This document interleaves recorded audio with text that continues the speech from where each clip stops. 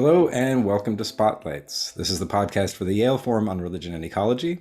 And as usual, I'm your host, Sam Mickey. And this week, I'm really happy to welcome onto the show Pankaj Jain. Pankaj, thanks for being here. Thank you, Sam, for having me, and it was great. It's great to be back in touch with you. Yeah, it's been a little while. We both have some roots in the University of North Texas in Denton, Texas, and where you were teaching. I was a student there, and now you're at Flame University in India. You're the head of the Department of Humanities and Languages and chair of the India Center. So really cool work there, and you're an internationally recognized academic leader in so many areas. Sustainability, Jain studies, film studies, diaspora studies. So a really great example of the kind of interdisciplinary work that the Forum on Religion and Ecology is really all about. So for people who don't know, you have a few books out that, over, I don't know, maybe the last 10 years, you've had a few books come out that are really important contributions to the fields that you're working with. Dharma and Ecology of Hindu Communities, Sustenance and Sustainability from back in 2011. Science and Socio-Religious Revolution in India, Moving the Mountains from 2016. And then most recently, Dharma in America, A Short History of Hindu-Jain Diaspora. So I'm looking forward to hearing about those. But first, I just want to ask a little about you. How did you come to work with religion? Without, you don't have to give your whole life story. But there's so many different paths that people can take in academia. There's lots of fields to work with aside from religion. And if you want to engage with religion, there's a lot of ways to do it aside from academia. So how did you kind of come to this work? Yeah, I think as I came to the US in late 90s as a software professional, sorry, I'm going into my biography, but I'll be really brief. I just started taking my heritage seriously. So I thought the best way to connect my passion and heritage with being in the US is to go back to my heritage in an academic way and try to change a career and get a career in religious studies. And in the US, it's all possible. So I went for PhD and so on, and thankfully got a tenure track position also at UNT in Dallas area, and that's how it all happened over the years. Yeah. Nice. Yeah, right. Heritage is a big part of it. Like that happens for all of us at some point in our life. You have to think, how am I going to align myself with my heritage? Pick it up, not pick it up, engage with it academically and or whatnot. And how to keep it relevant. So, one way could have been for me to go back to some Sanskrit manuscripts and translate and get into literary studies. But I wanted to keep it contemporary relevant. So I chose environmental studies as the area because that's where I think heritage and culture and nature, they all, I think, make connections. And more, I think from the past, we need to learn to avoid future mistakes also, I think. Yeah. So that's how it all worked out. Yeah, no, that's a good point. Yeah, it's the weird thing about environmental studies. It just gets more and more relevant as our situation continues to deepen in its severity and intensity. So I would think, more and more people are going to see whatever they're doing, some intersection with environmental work will help keep it more relevant. And so, this brings us to your book, Dharma and Ecology of Hindu Communities, which is one of the landmark contributions to Hinduism and ecology that's out there. I wonder if you could just tell us a little bit about what's in this book. What was the overall intention of writing it? What are you trying to do? And what kind of stuff did you end up doing? Yes. So when I was taking a course, one of the PhD courses at Iowa was on environmental ethics, and very little academic material available back in 2004. I'm talking about very little material available on Hinduism and ecology, except some passing references. And there was, of course, the Harvard volume was out, but I mean, there was mostly from textual perspectives, not real world case studies of communities that actually have dealt with environmental issues for centuries. And then there was a passing reference to Bishnoi community that has sacrificed their own lives to save their flora and fauna in many instances. So being from that area myself, from Rajasthan, Western India, the desert area, the only state in India that has real desert, I also come from the same area where Bishnois are from. So I decided to choose that topic for my research. And then I added two more communities, Swadhyay and Bhil. So, and in the major way, they differ from any environmental work or activism that happens in the West, is that these communities are just living their life by following the principles or teachings laid out by their founders, gurus, they may or may not call themselves consciously environmentalists. They may not be reacting to climate change or loss of biodiversity. They're just trying to live according to the principles laid down by their founders. The dharmic tradition, dharmic teachings is their main focus, and any benefit to the environment is just a byproduct, in their opinion, in their statement. So I consciously asked them questions that, are you doing this for environmental reasons? They were very humble and they said, no, we have nothing to do with the environment. We are just practicing our dharma. We are creating new sacred temples, sacred groves, as we know from the literature. And any benefit to the environment is just a byproduct. So it's, I think, a very different way of environmentalism. So that's why I think it falls into what we now call as dharmic ecology. So there is, of course, shallow ecology, deep ecology, as we all know from the literature. But dharmic ecology is a bit different from both, because the main focus is dharma, or the ethical teachings, or maintaining the cosmic rhythm of the universe, the word rhythm that we get from the Rig Veda. So just by practicing that, just trying to align your activities with the activities of the earth, right? Trying to be in sync with nature by following these, by being vegetarians, by not cutting green trees, because trees are also to be revered. Trees are also alive and divine, and rivers are divine, and mountains and stones and reptiles, as you know, in Indian culture, Hinduism and Jainism and Buddhism, every being is divine in all these traditions. So how do we connect that idea of divinity with environmentalism is what I observed when I traveled into these villages across Gujarat and Maharashtra and Madhya Pradesh and Rajasthan. And that is what I saw, that the founders and their teachers, gurus, made these connections, but without making them consciously environmentalist messages. It was all about being in tune with dharma. So I can go on and on, but I'll. No, that's great. Because environmentalism is such like a Western construct. I mean, especially the United States. So even the idea of an environment. There's a similar thing with some Christians who are into creation, right? They'll talk about God's creation, but they're like, environment doesn't. Nah, that's not like a motivating force for me. I wonder if you could say a little more about the difference between social ecology and deep ecology. Because it does seem like dharmic ecology is somehow overcoming that dichotomy. Yes, I think it does, because again, it should not be reactionary, is what they are saying. I think Dharmic ecology people are saying that it should be part of our being, part of our DNA.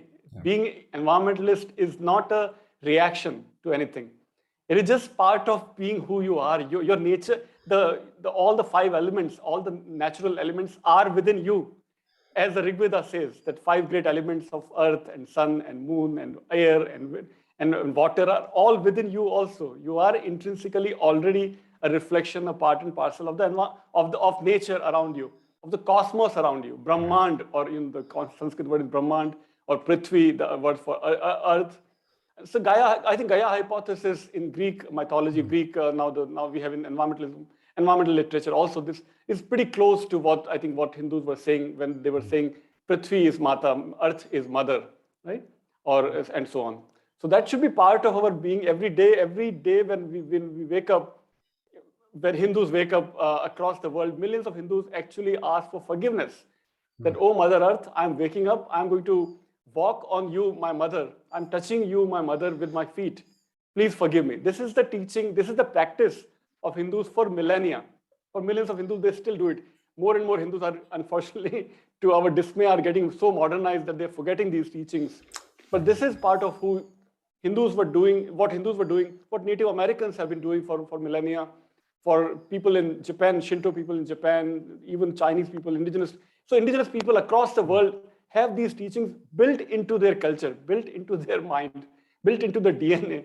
But as we are all in, I'm in India, and in India is no stranger now to modernity and westernization, plasticization, McDonaldization, or Coke and Pepsi. So all those things we are losing here in India very sadly. But this is what has been happening for millennia for millions of people, indigenous people across the world. So environmentalism was, I don't think it was a reaction to any loss of biodiversity or climate change, but it was just who they were. That is what we need to bring back, and that is what my case studies are all about. Yes. Yeah, and I appreciate also that one of the problems with a lot of the ways that the kind of American environmental movement frames itself is it's all this reacting to a crisis. Right. And so that just inherently sets it up as bad news. And that Yeah. it hasn't been shown to motivate people. Like Yeah. some people have commented, that Martin Luther King Jr. didn't say, "I have a nightmare." His famous speech was, I have a dream." A You dream. don't want to tell people, "Oh, things are really bad out there and we got to do something." And Right. so it seems like Dharmic ecology is really focusing on just our connection to nature, celebrating that, Right. revering it, respecting it, and Yeah. uh, and not reacting against bad news, but really Right. celebrating the good news, celebrating our Celebrating good connections. news, celebrating the outcome. Yeah, I think one more thing that I forgot to mention, if I can still mention it, I think shallow and deep ecology, the question that you had asked, and I didn't even touch upon that. Shallow and deep, I think, make the difference by saying that shallow is to utilitarianism, right, and deep is really keeping the nature, untouched. So both are, I think, two extremes, and not enough from the Dharmic ecology perspective, because deep is making these more, greater barriers, keeping the national forests completely untouched by humanity. Now that's impossible for a country like India, where all national parks that we have in India are all inhabited by humans and animals. Humans live with animals across India. So the only place outside Africa where you can find some lions is in India. Hmm. Now, in those lion forests, humans are living as we speak for centuries and centuries and centuries. So you cannot just throw out humans outside those national parks or forests. That is I think, one of the major difference between deep ecology and Dharmic ecology. That humans are not evil by nature. Humans can live with nature. Sundarbans, another great example is Sundarbans in Bengal. So I took one example from Gir forest from Gujarat, the east coast of India. Another example, if I can take, is from western coast of India, that is Bay of Bengal, where Sundarbans, the largest mangroves in the world, is completely inhabited, completely full of humans and man-eating tigers. Tigers are eating humans, but humans will rarely, if ever, go and hunt these tigers, because the belief is that there is born Bibi in the forest. Born means forest in Bengali language. Bibi means Devi or goddess in Bengali language. So forest goddess is the protector of the forest. So hunting and poaching is still not done in that area of Sundarbans. There is a great novel by Amitav Ghosh called Hungry Tide, one of the earliest, climate Right. fiction novels, and he does a great job of highlighting these uniqueness of Sundarbans. And then he came up with another recent book called Gun Island, and all these books are really showing how different people in places like Sundarbans and elsewhere, in indigenous people, have been living with nature, and all is getting, unfortunately, disturbed by these forces of urbanization and so on. But still, as of now, India can still boast of I think, probably only country, or one of the only countries, that still has lions and rhinoceros, tigers, elephants, large number of elephants, tigers, and so on. All these wild beasts, large mammals, with 1.4 billion people, 4 times the population of USA, 1/4 the land mass of USA. So 1/4 natural resources compared to the US, but 4 times more population. So entire country, entire population of US is almost 330 million people. Right. So, and that number is just dependent on one or two rivers in North India, Ganga and Yamuna, Ganges and Yamuna. Just those two rivers combined together serve the needs for 330 million people. Just staggering number, and how people do it with all these animals around them. If it were anywhere else, I think all these animals would have been gone, would have been killed, hunted, whatever. But this is a land where you still have so much of biodiversity, which is now greatly threatened. I don't mean to deny that, but so far things have still worked out, and hopefully, we have to all keep trying that. Across the world, whatever we can save Amazonian forests or elsewhere, Indonesia and all, we have to keep trying to save them. These are the lungs of our planet, as we know. Yeah, right. Yeah, I have Amitav Ghosh's new book, The Nutmeg's Curse. That's on my shelf to read. Yeah, I finished. love I just his finished work. it. Oh, I nice. just finished it. Yes. Yeah, no, he's fantastic. Yeah. It's precisely that kind of idea of overcoming that old dichotomy between anthropocentrism and non-anthropocentrism. Yeah. I mean, no, you don't have to say no to the human in order to say yes to nature. Exactly. We can actually understand a deeper intimacy between them. Exactly. Yes. So, a big part of all this, you're talking about the problems of modernization, industrialization, urbanization.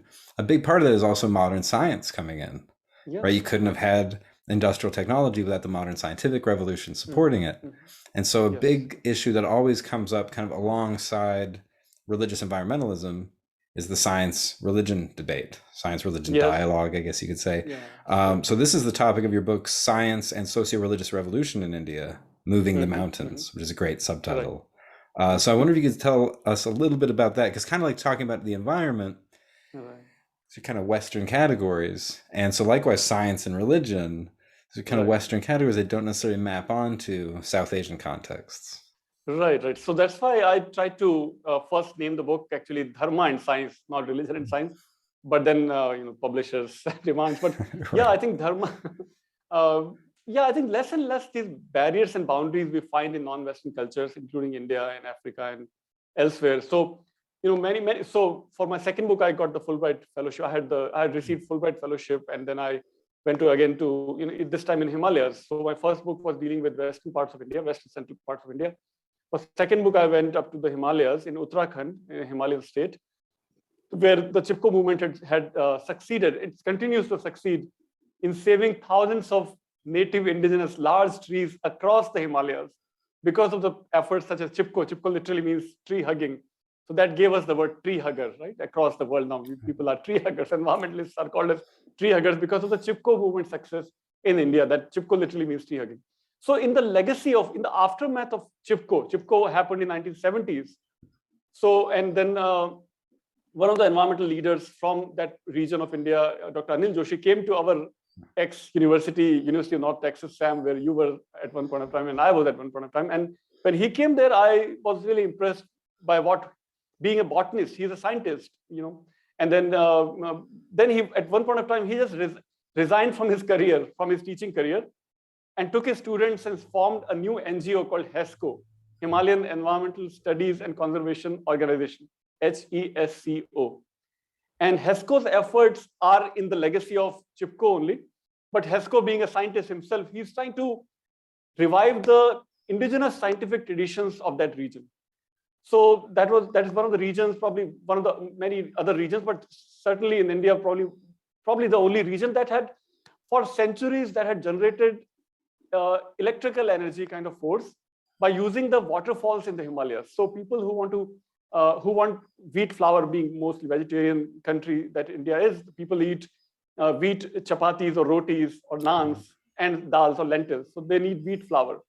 How do you get wheat flour? So what they have been doing for centuries in Himalayan, women in the Himalayas also, again, what they've been doing is generating electrical kind of power by using water turbines, because Himalaya is the land of a lot of waterfalls.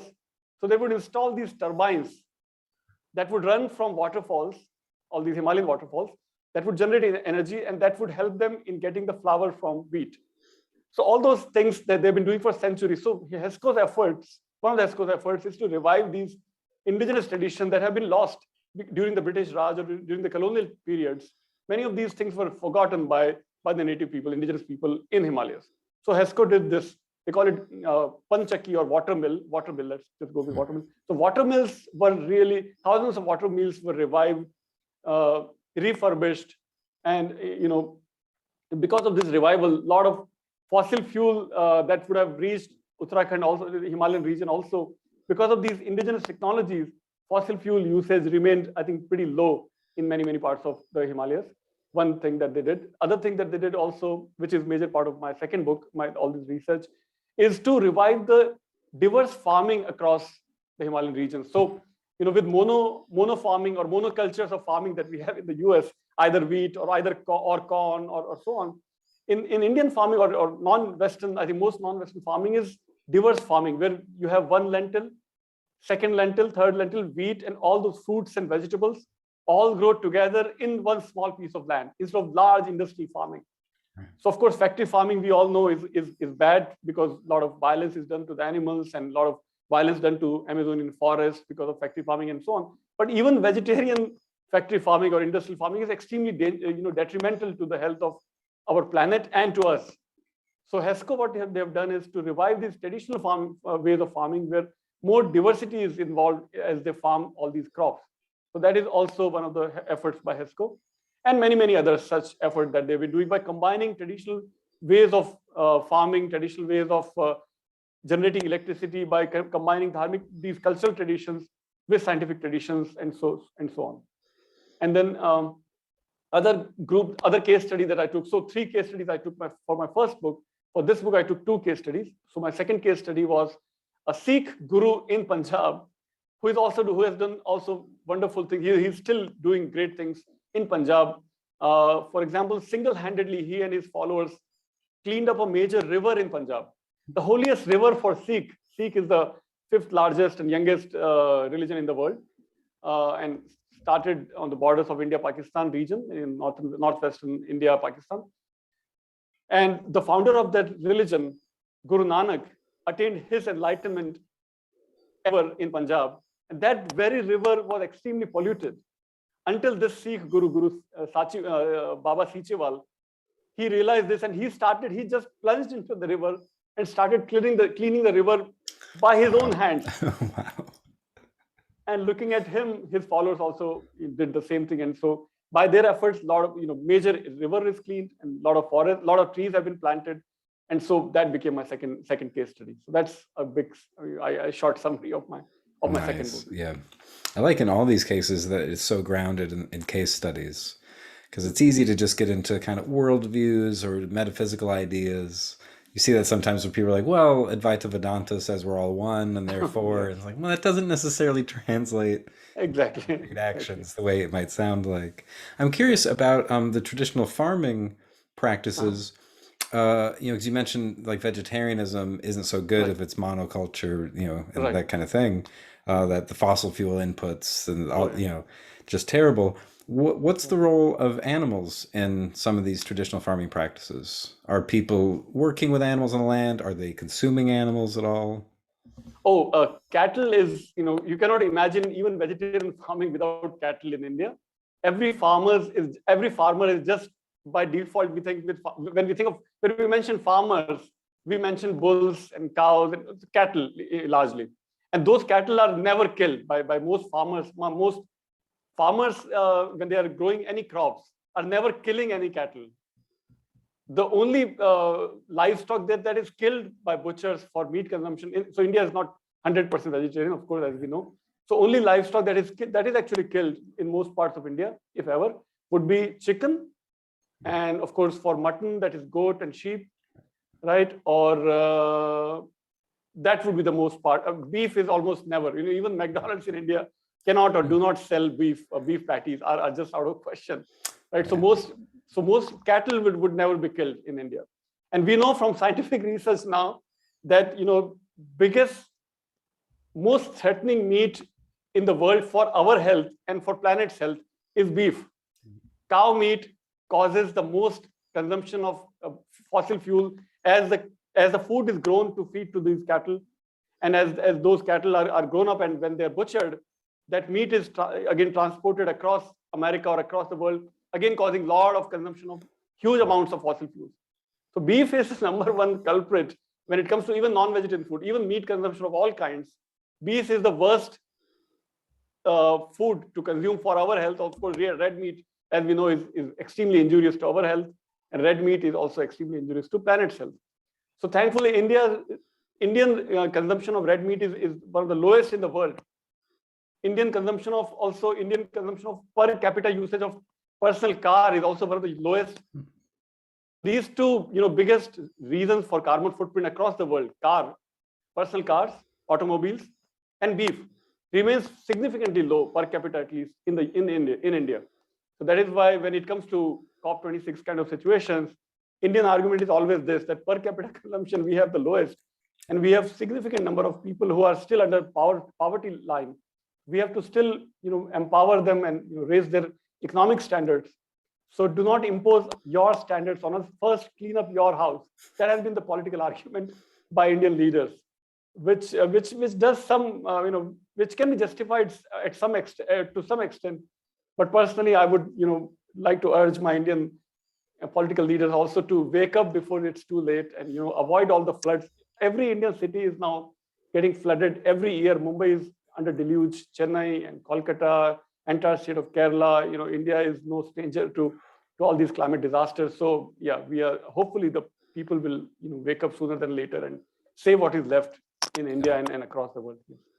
Yeah, that's such a tough point. Yeah, 'cause the United States wants to point fingers at India and say, well, your Yeah, emissions. And he's like, no, yours. And it's like, well, we all have issues we need to work with in yeah, our own ways. right. And yeah, geez, speaking of the fact that we both have experience with Texas, that's a really good example Oh of yeah, how America loves beef and cars. Those yeah, those are just very, very precisely. predominant there. You can't get around without a car, and you can't really have a meal without beef. People kind of look at you funny in some contexts. Uh, Geez, I like that a lot. I wonder also, speaking of the water wheels, Yeah, sure.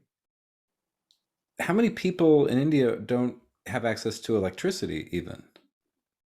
Oh, that's only recently, actually, when Prime Minister Narendra Modi came to power, Narendra Modi, when he became Prime Minister for the first time, in his first term, he and his government boasted or announced that first time entire India is now electrified, at least from their number. I Huh. mean, so only recently entire country has been electrified.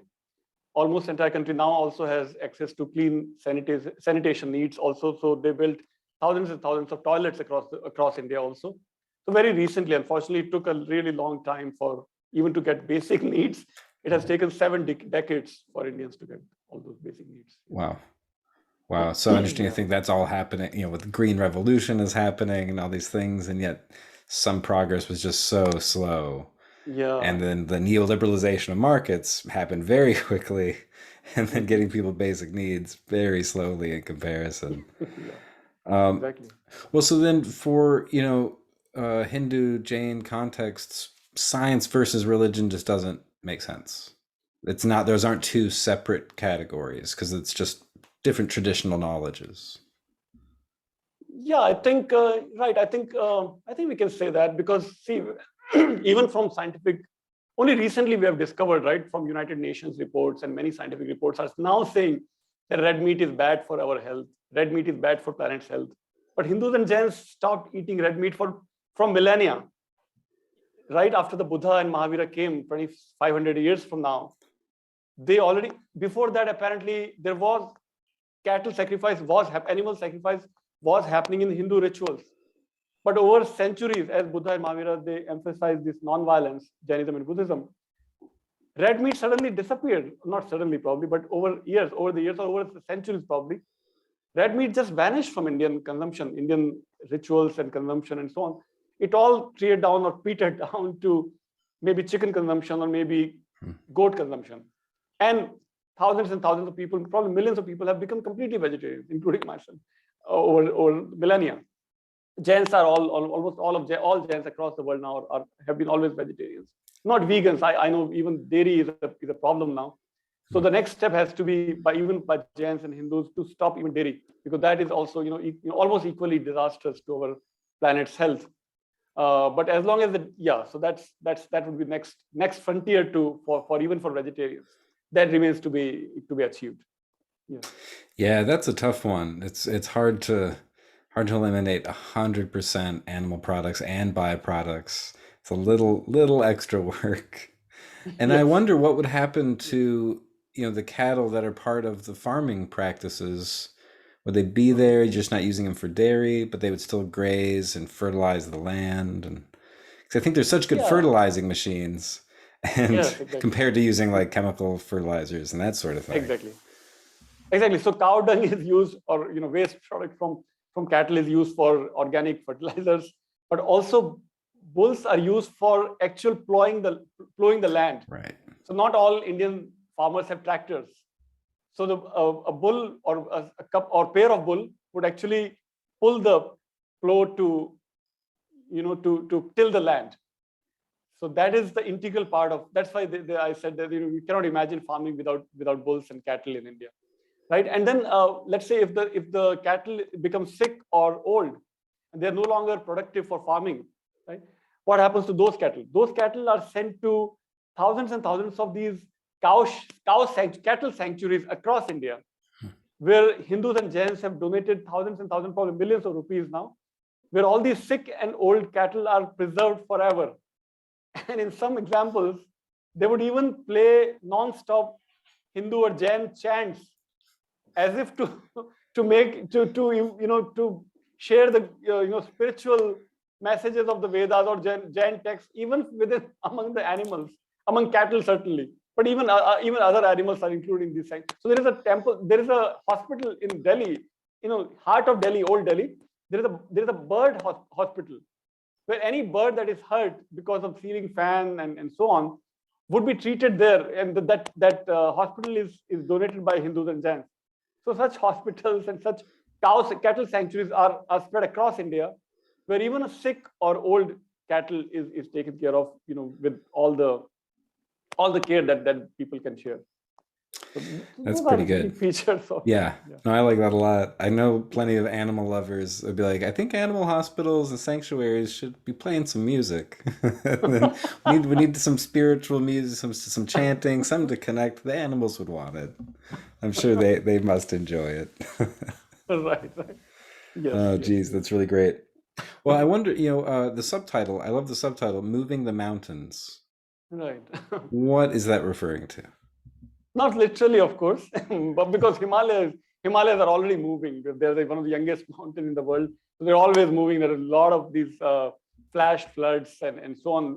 Very risky actually to live in the Himalaya. I remember I was with Professor George James, your professor and my colleague, and when we were there in 2013, right there when we were there in Dehradun with one of the earliest and legendary late environmentalist Sundarlal Bahuguna, one of the leaders of Chipko movement, and we were at his cottage, my family and Professor George James, and that time there was this massive flood suddenly happened, and literally water came to our feet, and we had to all evacuate HESCO's office. We were at all this HESCO's compound, and we were sitting with Sundarlal Bahuguna, and we all had to evacuate immediately. So Himalayas is already, always on the move. All I'm saying is this, right? And so moving the mountain here is just figuratively, that to work on environmental issues is kind of sort of figuratively moving the mountains, because it's sort of going against the onslaught of, like you said, scientism or right technologies and all these urbanization, fossil fuels and whatnot. To go against that conventional wisdom now, which has become conventional wisdom, is kind of figuratively moving the mountain. But so far, thankfully, they have been succeeding, although not to the extent that we would all like, but at least they're trying. So they're trying to move the mountains Yeah. as we speak. Yeah, right. There's so many efforts that kind of feel like that, like, hey, it's working.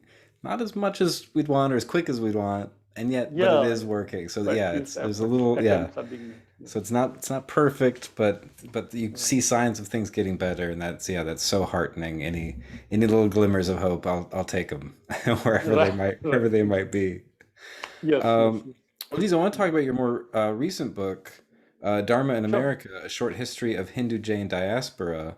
That's something I'm very curious about, and because if I ever teach kind of world religions kind of stuff and talking about Hinduism and Jainism, I don't have a lot of knowledge of what the diaspora looks like in America. I Right, know a handful of communities here and there, but I don't know the whole story. So I think it's a really right. interesting one. So I'm wondering, what were your overall findings, or what brought you to want to study that in the first place? Sure.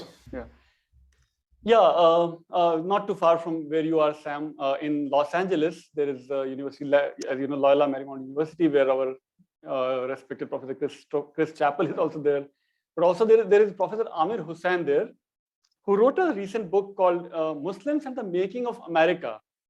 And he starts the book with this line that you cannot imagine creation or existence or flourishing of the United States from the earliest days without Muslims, because Muslims were part of this, all the thousands of slaves that were brought from Africa to Americas.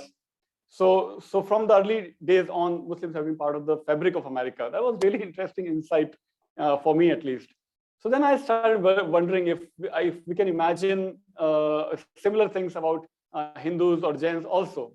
Hmm. And then I thought that if I can extend the boundary of America from United States to maybe include North America and South America, then I can probably we can also make a similar case that certainly for Suriname, Central American and South American countries such as Suriname in South America, and Trinidad and Fiji, Trinidad in Central America, and Guyana and Jamaica, they had seen arrival of Hindus from the days of British Raj, that is almost 150 years from now, when Hindus had started coming to these parts of the world, these parts of Central America.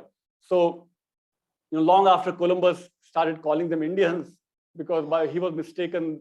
He was mistaken that it's part of India, right? As he was looking for a sea route to India, and he ended up in somewhere in Bahamas, right? Somewhere in Caribbean islands.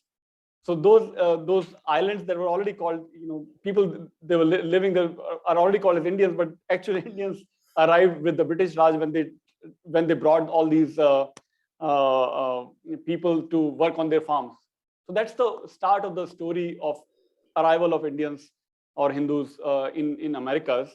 Then I started looking for ways how they have made their contribution. So Professor Hussain makes the case that in sports and in films and in politics, what all Muslims have done as their contribution to making of America.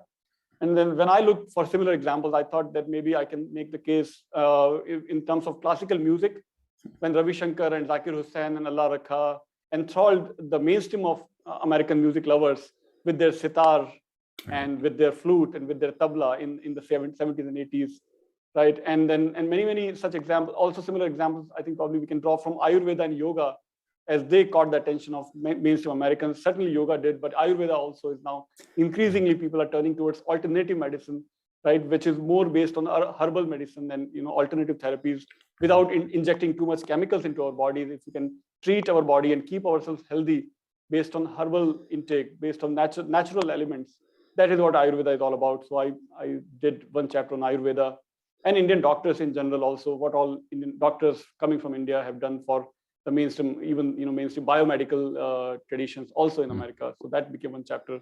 Then one chapter became how they're contributing to local civic institutions such as city council or school board elections, what all people are doing.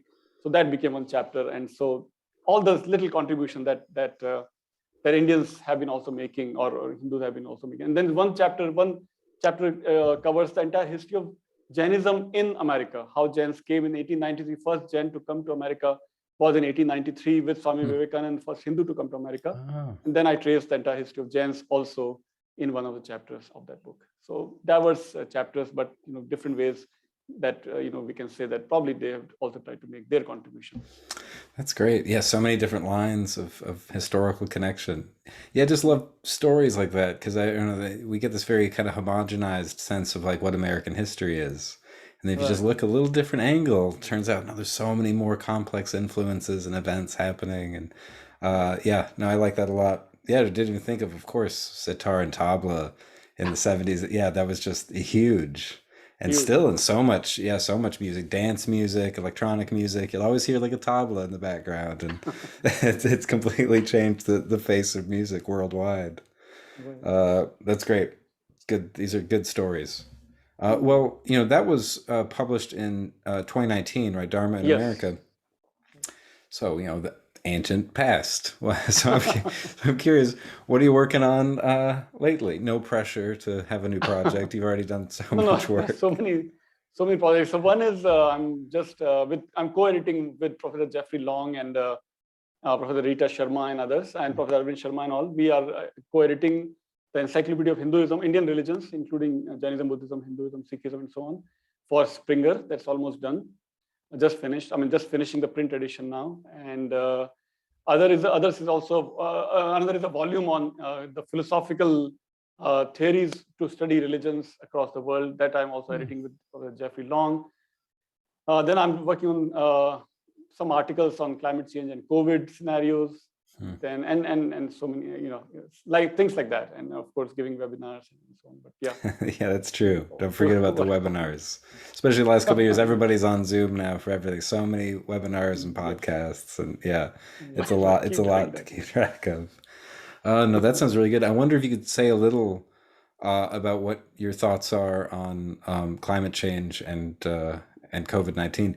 I got my booster shot for my vaccine today. Oh, good for you. Yeah, I was a little worried it might be like down and or something, but no symptoms so far. Just a sore in the shoulder, but aside from that, I'm okay. Wow. You're a strong man, Sam. Apparently, yeah. The actual vaccine hit me harder. The booster wasn't too bad, so I can't complain.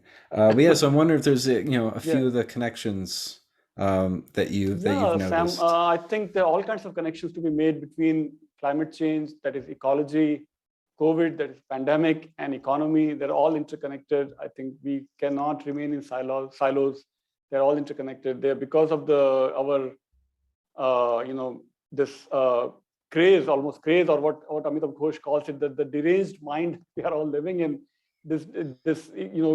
We keep ignoring climate change issues, disasters that are happening every day in the US. We hear news, rare tornadoes that never happened in December, rare floods or rare wildfires that never happened in this part of the month or that part of America.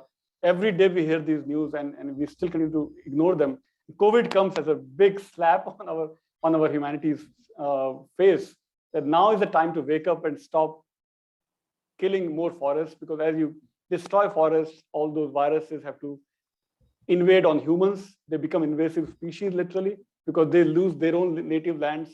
That is why we get COVID like scenarios. So it is, of course, it is time to wake up and really change our behaviors, really tighten our belts, reduce or stop our meat consumptions, reduce or stop our fossil fuel consumption. Biggest threat, biggest reason for, I don't have to tell you, I don't have to tell the listener, because biggest reason is fossil fuel addiction, right? And yet we don't even talk about the defense establishment, the Pentagon. Biggest polluter, biggest emitter of carbon is Pentagon. We can't even include that even in COP26 in Glasgow. Not a single mention of defense establishment, not just by US, of course, but even by India or China or all across the countries. But of course, US is the biggest consumer of these defense equipment and so on, and seller of the defense equipment across the world. Right. So we have to, I don't know what we can do. Nobody would listen to us if we talk to anybody in Pentagon or in White House. They will keep doing these things in the name of national defense. But yeah, we can at least, these are the things we have to wake up and stop. Else we are all going to be gone, in no time. Yeah, I appreciate the point about defense and the Pentagon. Yeah, I've seen the kind of chart of how much the United States spends on defense measured up with every other country on the planet, and the US spends a little more than everybody else combined. That's just so unfathomable. And then to think of the fossil fuel use that's going into that, it's just maddening. Yeah. And yet such a site for opportunity, because we probably don't need quite so much defense. And so this would be an area where we could have rapid transitions and take all these people and all their resources and their intelligence and kind of move them toward renewable energy, regenerative agriculture. And so there's hope. But I do appreciate the COVID described as a slap in the face to humanity. Like, hey, wake up. So that's the best possible Mother Earth is slapping us. Mother Earth. Yeah, right, exactly. A little slap like a good mom. Mother. Yeah. Like a good mother. Sometimes mom needs to wake you up. Yeah. Well, geez. I could chat with you for so long about this. You have so many good stories. It's great to connect with somebody who already knows all these issues. Otherwise, I don't have to. Right? It's like same frequency we are all on. We both are on. So yeah, for sure. Really great to chat. Yes. Yeah, and reading some of the same books and thinking along the same issues. Yeah, really a pleasure. Well, geez, I'll have to have you back next time. You have some stuff coming out. Come back on. We'll chat about it and let the world know. It's great work, and it's just like hearing stories where you're hanging out with like Sunderlal Bahugada and there's a flood. So some of this just reads like a novel. Yeah, it's all personal experience also. Yep. So you got to be keeping track of those. You got to, expect to see some memoirs coming out at some point. Yes. Sure. Would love to. Yes. All right. Awesome. Well, geez, Pankaj Jain, thanks for being here. Really thank you, appreciate Sam. it. Thank you for having me. And thank you for all the great work. Keep doing all these things that you're doing, Sam. Wonderful. Oh, yeah. Thank you. Yeah, likewise. Yeah. And thanks to everybody for tuning in. So we'll be back next week with some more conversations for you. So in the meantime, take care and be well.